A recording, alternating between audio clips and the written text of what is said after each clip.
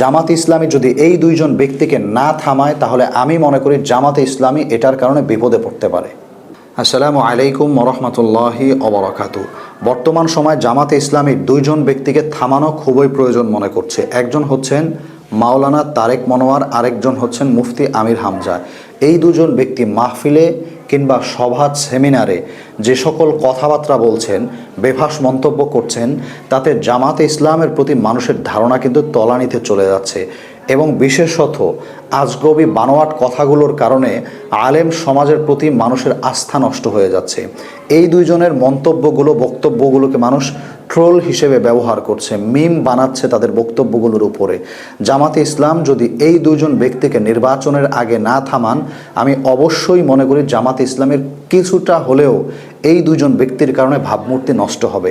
তারা বয়সে অনেক সিনিয়র, অনেক বড় ব্যক্তি, তাদেরকে আমরা অনেক শ্রদ্ধার চোখে দেখি, কিন্তু এ ধরনের কথাবার্তা যদি কেউ মাহফিলে এসে বলেন এবং মানুষ মনে করে বক্তা শ্রেণী মানেই বোধহয় চাপাবাজ কোয়ালিটির হবে।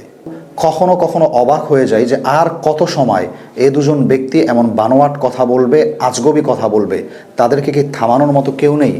যদি জামাতে ইসলামী তাদের দলের ভাবমূর্তি রক্ষা করতে চায় তাহলে এ সমস্ত কথাবার্তা যারা বলেন, এ ধরনের বক্তৃতা যারা করে বেড়ান, এই লোকগুলোকে থামানোর সময়ের দাবি। নতুবা জামাতে ইসলামের প্রতি এটা একটা গোছানো দল এবং সাংগঠনিকভাবে যে তারা এত সুচারুরূপে কাজ করে যাচ্ছে, এটার কিন্তু চূড়ান্ত পর্যায়ের একটা বদনাম হয়ে যাবে।